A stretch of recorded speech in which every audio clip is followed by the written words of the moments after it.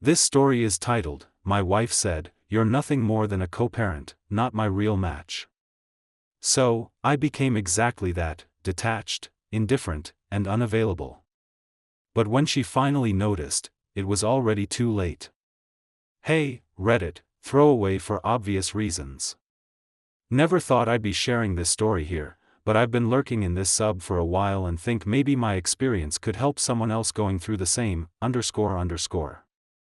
I am 36, met Sarah of 34, during sophomore year of college. She was this gorgeous psychology major with fiery opinions about everything. Always talking about breaking gender norms and dismantling the patriarchy and, __, like that. I was more practical, business major, working 2 jobs to pay my way through school without debt. Despite being different, we clicked. I found her passion attractive at first, and she seemed to appreciate my stability. We dated through college, moved in together after graduation, and got married at 27. Had twins, boy and girl, Ethan and Emma, at 29. After college, I landed a job at a financial firm. Worked my ass off, putting in insane hours, staying late, bringing work home on weekends, the whole deal. Eventually made senior portfolio manager. Good money, but exhausting. Meanwhile, Sarah bounced between careers, started in HR, quit to try marketing, then decided to be a freelance writer, focusing on women's issues. That last one never actually made money, but she insisted it was her passion and that I should support her dreams. Her blog became her identity. It was all about empowering women to break free from societal expectations and recognizing toxic relationship patterns. The irony of this will become clear soon. While I was building my career and supporting our family, she was busy going to networking events and women's circles and running her blog that maybe 50 people read. I don't want to sound bitter, but looking back, I was handling most of the household stuff, too. Getting up with the kids, making breakfast, helping with homework, attending school events. Not because I was some amazing dad, but because someone had to do it, and she was always too busy finding herself. So, that's where we were when this all went down, me working 50 to 60-hour weeks, handling most of the parenting while she built her brand and complained I wasn't emotionally available enough. It all happened on a completely normal Tuesday evening. Nothing special about the day. I just put the twins to bed after working a 12-hour day. I was exhausted, but had managed to help Ethan with his science project and read Emma her favorite story before they fell asleep. I came downstairs and found Sarah in the kitchen rinsing a plate at the sink. I was thinking about maybe watching an episode of something together before bed. One of the few activities we still shared. That's when she just dropped it on me. "You're nothing more than a co-parent to me, Tom. Not my real match. __, gut punch. You know that feeling when all the air leaves your body at once? This was worse. Way worse." Her voice was so calm. Like she was telling me we needed more dish soap or something. Not like she was throwing away 10 years of marriage with a single sentence. I just stood there like an idiot staring at the back of her head. She didn't even turn around. Just kept washing that stupid plate like nothing had happened. "So that's how you see me," I managed to say. My voice sounded weird, like it belonged to someone else. She shrugged, literally shrugged, and said, "I think we both know this hasn't been a real marriage for a long time. You don't challenge me intellectually. You don't really get what I need as a woman in today's world." The worst part wasn't even what she said. It was how she said it. No emotion, no regret, nothing. Like I was just some random dude she had to deal with because we happened to have kids together. Not the man who'd spent the last decade supporting her through 3 different career changes, who paid for her finding herself retreats, who kept the household running while she worked on her blog that never made a single dollar. "I want a partner who can match my energy and understand my journey," she continued, finally turning to face me. "Someone who challenges me and appreciates my growth. I've evolved so much in the past few years and you're still the same." The same. I had gone from entry-level analyst to senior portfolio manager. I had learned to be a father. I had supported her through every whim and passion project. But apparently that wasn't growth. "I'm not saying we need to end things," she added, seeing my expression. "The kids need stability. We can still co-parent effectively. I just think we should be honest about what this relationship really is." She said it like she was doing me a favor, like her honesty was some gift I should be grateful for. Like telling me I was nothing more than a glorified babysitter and ATM was an act of kindness. I didn't explode, didn't cry, didn't beg. I just nodded and said, "I see." Then I walked out of the kitchen. I heard her call after me, "Tom, aren't we going to talk about this?" But what was there to talk about? She had made her position crystal clear. That night, I couldn't sleep just laid there staring at the ceiling, replaying the last few years in my head. When did it happen? When did I become nothing to her? The signs were all there. I was just too stupid or too busy or too in denial to see them. The way she used to light up when I walked in the room, gone. Those random texts during the day with stupid jokes or songs that reminded her of me, gone. The touches, the real kisses, not just the automatic peck on the cheek, all gone. When was the last time she actually asked about my day and really listened? Not just that, "How was work, people say when they're going through the motions. When was the last time she had gone out of her way to do something nice for me? When was the last time she defended me when her friends started talking, about their husbands, grouping me in with them? I started thinking about how often she was on her phone around me, always scrolling Instagram, sharing posts about outgrowing people and the courage to be authentic, always tagging her posts with, like number know your worth and number never stopped growing. Meanwhile, I was the one who got up with the kids when they had nightmares, made their lunches, took them to soccer practice, helped them with math homework, all while working 50+ hours a week. Her smiles, her real excitement, her energy. It was all saved for other people now. Her progressive friends who were always telling her she deserved more. Her life coach who charged $200 an hour to tell her she was settling. The women in her online communities who validated every selfish thought she had. Anybody but me. I'd been telling myself she was just stressed, tired, busy with life, making excuses because I couldn't face the truth. But now I couldn't ignore it anymore. She hadn't fallen out of love overnight. She'd been showing me for years that I was nothing more than a convenience to her. I just didn't want to see it. The worst realization came around 3 a.m. I had spent years trying to make her happy, worked harder, helped more, tried to support her dreams, all while she moved the goalposts, and found new reasons I wasn't enough. No matter what I did, it would never be enough because she had decided I wasn't enough. It wasn't about my actions. It was about her perception. And that's when I decided I was done trying. The next morning, I got up before her as usual, made breakfast for Emma and Ethan, packed their lunches, all that dad stuff. When Sarah came down in her silk robe, that I bought her for our anniversary, I didn't say, didn't ask how she slept, didn't comment on the weather, nothing. She noticed, kept glancing at me like she was waiting for something. Probably thought I was going to beg her to love me or some pathetic crap like that, maybe apologize for not challenging her intellectually enough or promise to be more invested in her journey. But I was done. If she saw me as nothing more than a co-parent, then fine, that's exactly what I'd be. Nothing more, nothing less. "You're quiet this morning," she finally said, trying to sound casual. I just shrugged. Got a lot on my mind. Work stuff. "Do you want to talk about what I said last night?" she asked, leaning against the counter with her coffee mug.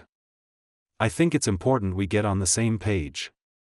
"We're on the same page," I replied, not looking up from making Ethan's sandwich. "You were very clear, Tom."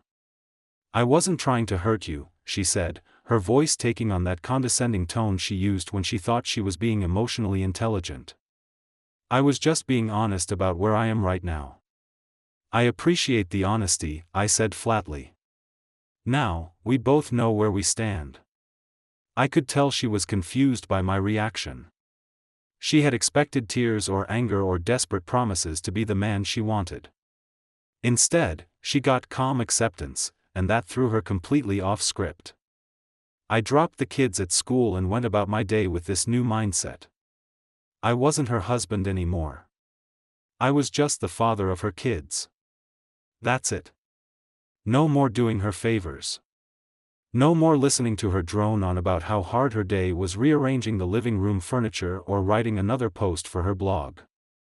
That night when she got home from her women's empowerment meeting, which I later found out was just her and her friends complaining about their husbands, I was helping the kids with homework. She came in, tossed her designer bag on the chair that I paid for, and waited like she expected me to ask about her meeting or something. I just stood up, told the kids I'd be in my office if they needed anything, and walked out. The look on her face, priceless.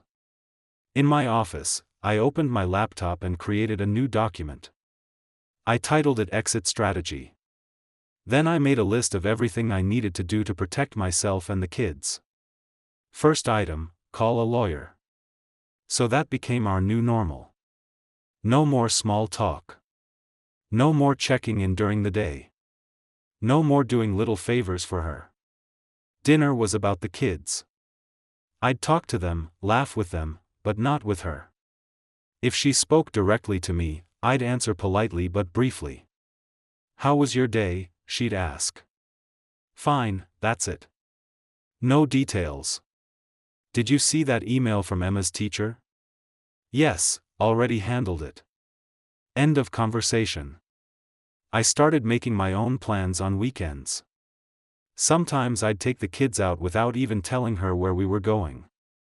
She'd text asking where we were, and I'd wait like an hour before replying with some short answer like, out with the kids, back later. I also started taking better care of myself. Sarah had made little comments over the years about how I'd let myself go after the kids came. Even though I was the one getting up at 5 a.m. to squeeze in work before the kids woke up, making sure everyone had breakfast and generally keeping our lives running. But she was right about one thing. I had neglected myself. So, I started hitting the gym during lunch breaks, started eating better, got a new haircut, bought some new clothes that actually fit well, lost about 30 pounds over a couple months, put on some muscle. Nothing dramatic, just taking care of myself for me, not to impress her. I also reconnected with friends I hadn't seen much in recent years. Grabbed lunch with college buddies. Joined a weekend basketball league. Started living like someone who had a life beyond being Sarah's husband and the twins' dad. The first Saturday, I took the kids out alone.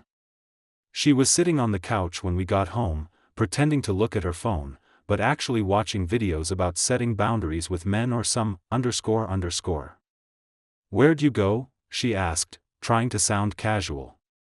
Out, I said, dropping the keys. Kids wanted to do something, so we went. Her lips got all tight. Would have been nice to know. As their mother, I should be informed about where my children are. I just shrugged. Didn't think it mattered. You're usually too busy with your blog to join us anyway. That's not fair, she said, sitting up straighter. My work is important, too. Sure it is, I replied, not arguing. Kids, go wash up before dinner. As they ran upstairs, she followed me into the kitchen.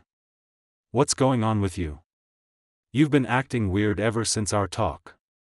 Nothing's going on, I said, pulling out ingredients for dinner. Just being a co-parent like you wanted. That's not what I meant, and you know it, she said, crossing her arms. I looked at her directly for the first time in days. What did you mean, Sarah? Because, you're nothing more than a co-parent to me seems pretty clear. She huffed. I meant that our relationship has evolved. That doesn't mean we can't still be partners in other ways. Right, I nodded. Partners like roommates who share kids. Got it. That was the first crack in her perfect little plan. She thought she could emotionally check out of our marriage, treat me like an ATM and a babysitter, but still have the benefits of a husband when it suited her. She was starting to realize that wasn't how it worked. Meanwhile, I had my first consultation with a lawyer. I didn't mention it to Sarah, of course. I just wanted to know where I stood legally. To my surprise, the lawyer thought I had a good case for at least 50-50 custody, possibly more given my involvement in the kids' lives. She advised me to start documenting everything. Every school event I attended that Sarah missed, every doctor's appointment I took the kids to. Every time I was the one helping with homework. So that's what I did. I created a detailed log with dates and times. I saved emails from teachers addressing questions to me rather than Sarah because they knew I was the responsive parent. I kept track of everything just in case.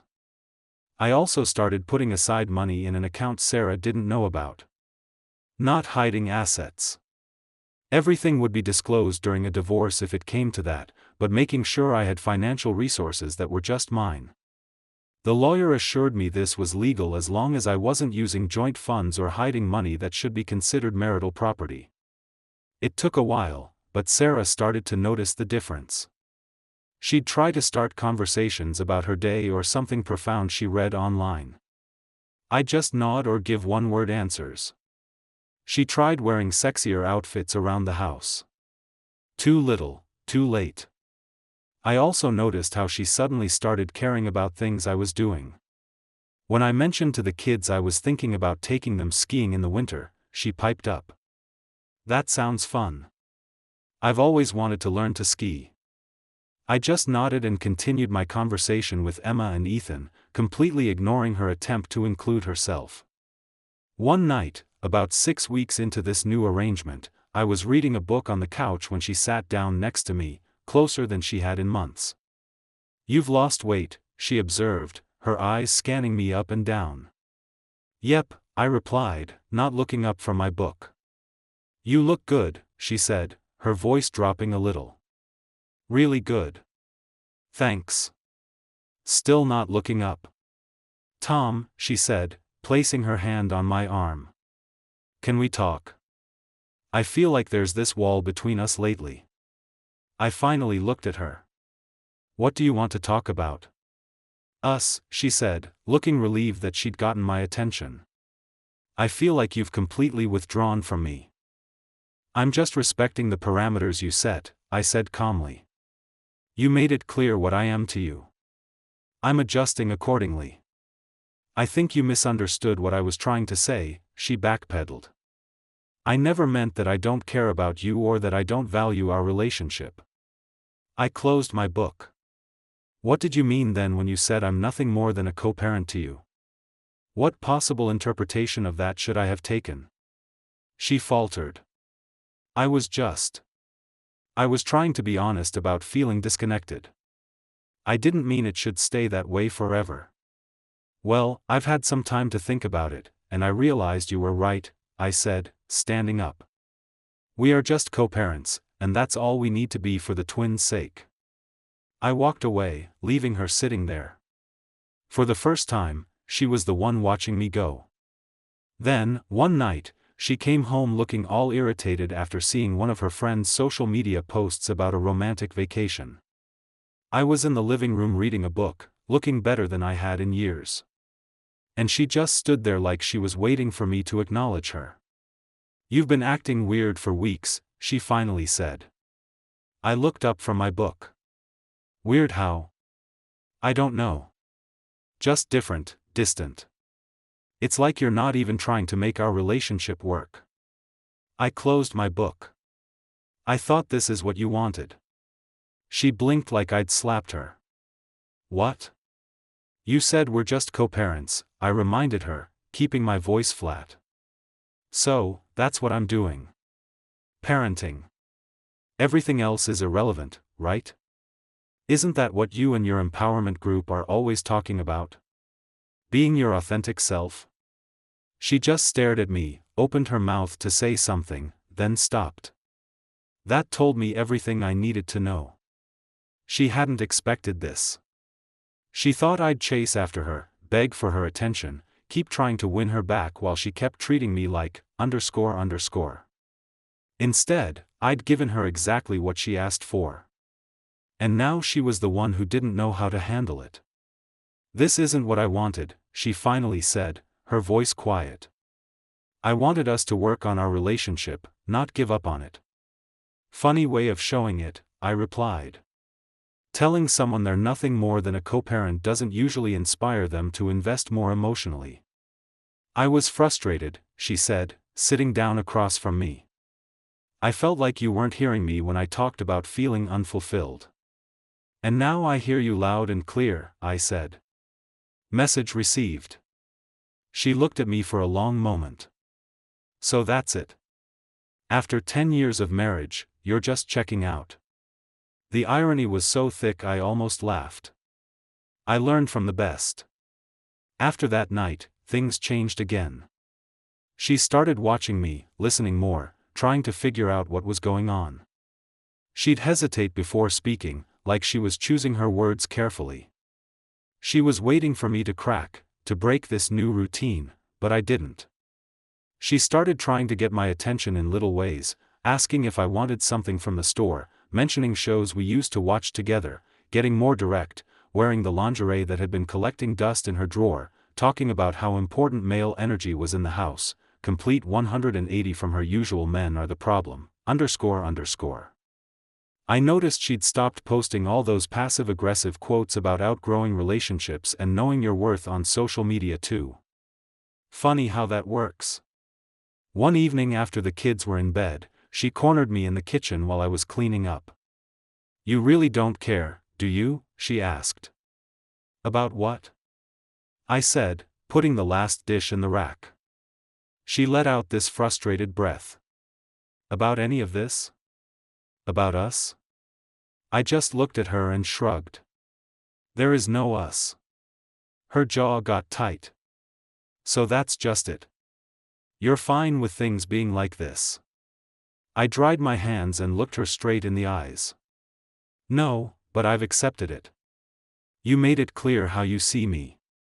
I'm just doing the same." "That's not what I meant when I said that," she said, all defensive. I almost laughed. "Isn't it? You've spent the last few years treating me like I'm nothing but a checkbook and occasional babysitter. You and your friends sit around talking about how men are useless while I'm the one doing everything to keep this family going. Well, congratulations. You convinced me that we're just co-parents. That's all we'll ever be now." "Tom, please," she said, and I could see tears forming in her eyes. "I made a mistake. I was just lashing out because I felt ignored." Ignored. Now I did laugh.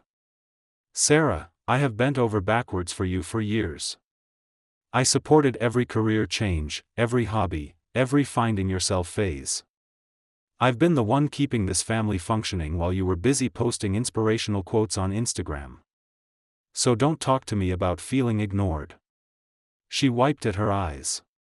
"I know I've made mistakes. We both have.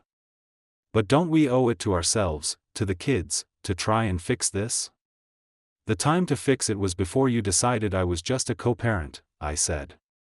"You don't get to downgrade someone and then be surprised when they stop treating you like a priority."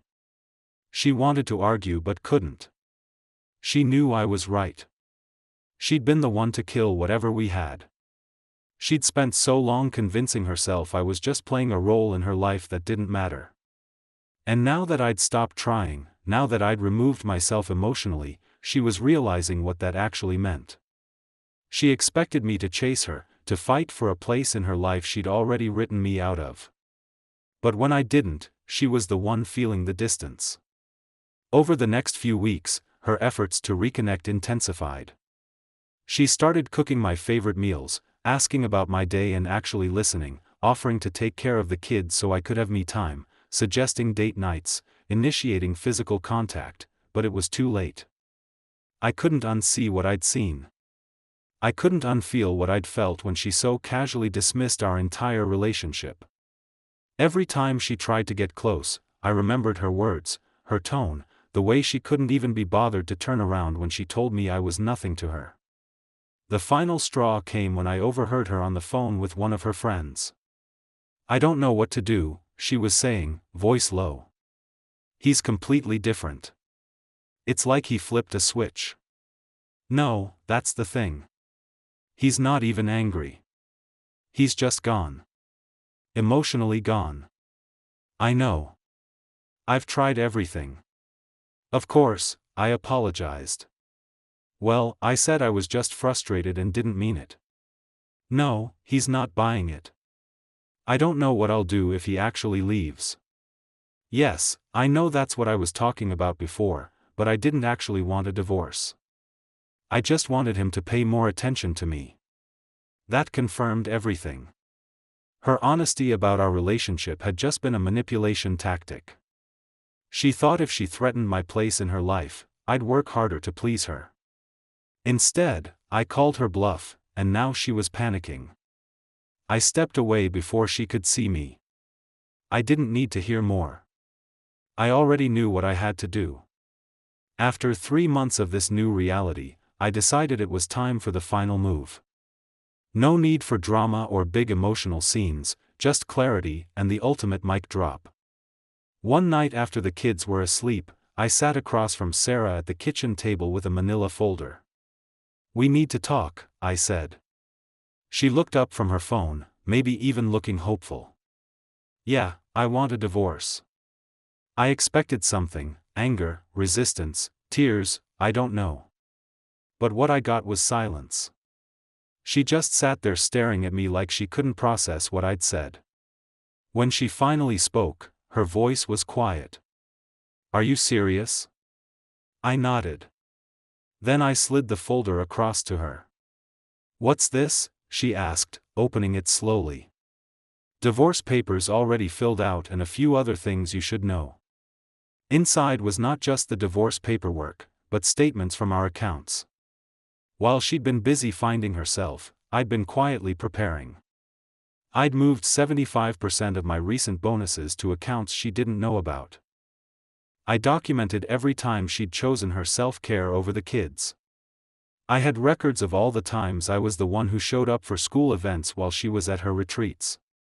Most importantly, I had a letter from my lawyer explaining that given my income and the custody arrangement I was proposing, me with primary custody, she would likely be paying me child support, not the other way around. Her face went white. "You can't be serious. The courts always favor the mother." "Not when the mother has barely been present," I said calmly. "I've been documenting everything for months. The kids' teachers know me, not you. I'm the one who takes them to doctor appointments. I'm the one who helps with homework. You're too busy with your blog and your journey to be a present parent." I pulled out my phone and showed her the calendar app where I'd meticulously tracked every school event, doctor's appointment, and parent-teacher conference for the past 6 months, noting who attended each one. "The custody evaluator is going to take one look at this and see who's actually been parenting these kids," I said, "and it's not you." But I need time to figure things out," she stammered. "You know, my blog is about to take off. My life coach says I'm on the verge of a breakthrough." "Yeah, you've been saying that for 3 years now. Meanwhile, I've been promoted twice and saved enough to put the kids through college. What exactly have you contributed besides Instagram posts about how oppressed you are?" Her eyes filled with tears. Real ones this time, not the fake ones she used whenever I wouldn't buy her something she wanted. "Tom, please. We can work this out." I didn't mean what I said that night. I was just frustrated. I leaned back. "Why now? The thought of losing your meal ticket finally sinking in?" "It's not about the money," she protested. "I love you. I've always loved you." That almost made me laugh. "You haven't looked at me with anything but contempt for years until I stopped giving a ___. Suddenly, you care. Please, Tom. Think about the kids," she pleaded. "They need both of us together. They need parents who respect each other, I corrected her. And you've made it clear you don't respect me. You've made it clear I'm just a co-parent to you. So that's what we'll be, co-parents separately. I'll fight this, she said, her tone shifting from pleading to threatening. I'll get a lawyer. I'll tell them you've been planning this for months, hiding money. Go ahead, I interrupted. Everything I've done is legal. I've consulted with 3 different lawyers to make sure of it. And by the way, that threat you just made, I recorded it. I tapped my phone, which had been sitting on the table the whole time. One-party consent state. Threatening to make false claims during divorce proceedings doesn't look good in court. Her face crumpled. She knew she was beaten. The next few days were pathetic. She tried everything, crying, begging. Suddenly, she was the perfect wife. Cooking dinner, asking about my day, trying to get me to sleep in our bed again. I'd been in the guest room for weeks. She even told her feminist friends to go, themselves when they started in on their usual man-hating, One of them called to ask if I'd done something to her because Sarah had defended me so aggressively. The final blow came when I took the kids to meet with the real estate agent about selling the house. Sarah wasn't included in the meeting. When she found out, she completely lost it. "You can't sell our house without me," she screamed. "Actually, I can," I said calmly. "Check the deed. It's in my name. Your credit was too poor to be on the mortgage. Remember? Because of all those credit cards you maxed out on self-care." I showed her the deed. Her name wasn't on it. We had talked about adding her after her credit improved, but she had never gotten around to sorting out her finances. She collapsed on the couch, sobbing. "What am I supposed to do? Where will I go?" I shrugged. "Not my problem anymore. We're just co-parents, remember? And barely that, considering how little parenting you actually do." A week later, she showed up at my office, begged me to reconsider, said she'd do anything, couples therapy, quit her blog, get a real job, whatever I wanted. "It's too late," I told her. "You decided I wasn't worth loving years ago. You just didn't expect me to eventually agree with you." The divorce proceeded quickly. Sarah didn't contest it.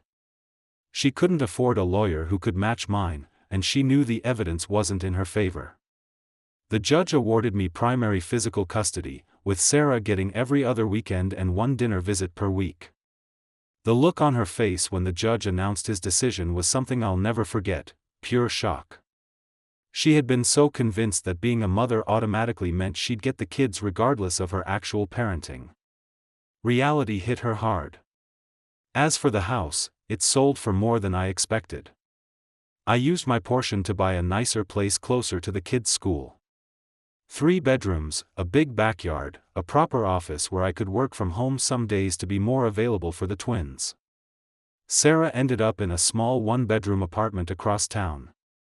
She had to get a real job for the first time in years, some entry-level admin position that barely covered her rent. Her blog remained a hobby that no one read. The first time she dropped the kids off after her weekend with them, I saw her looking around my new house with envy. It was everything she had wanted: open floor plan, modern kitchen, the works. But it wasn't hers anymore. "The kids seem to like it here," she said, trying to sound casual. "They do," I confirmed. "They've each got their own room, and there's a park down the street." She nodded, shifting awkwardly. "Listen, Tom. I've been thinking a lot about everything. I made a huge mistake. The biggest mistake of my life. I took you for granted, and I'm paying for it every day." I just looked at her. "Yes, you are. Is there any chance at all that we could try again for the kids? For us?" Her eyes were pleading. I shook my head. "There is no us, Sarah. Remember, we're just co-parents now. That's all we'll ever be. The words hit her exactly as they had hit me all those months ago. I watched the hope drain from her face, replaced by the realization that she had done this to herself. "I'll pick them up Wednesday for dinner," she said finally, voice hollow. 6 p.m., I confirmed. "Don't be late." I closed the door and turned back to my kids, my home, my life. A life that was finally mine again. Update: it's been 2 years since the divorce. I'm in a good place now. The kids are thriving. They're 11 now, doing great in school, active in sports and other activities. I'm dating a pediatric nurse I met at one of Ethan's doctor appointments. She's everything Sarah wasn't: supportive, present, genuinely interested in both me and the kids. Sarah, last I heard, she had to move to an even smaller apartment. Her blog finally died a quiet death. Her feminist friends abandoned her when she couldn't afford to go to brunches and workshops anymore. She calls me sometimes, usually after she's had a bad date or a hard day, crying about how she made the biggest mistake of her life. And I just say, I know, but we're just co-parents now. That's all we'll ever be. The kids still see her every other weekend, but even they have noticed the difference. Mom's always on her phone when we're there, Emma told me once. Not like here where we actually do stuff together. That's the real victory for me. Not the house, not the money, not even seeing Sarah face the consequences of her actions.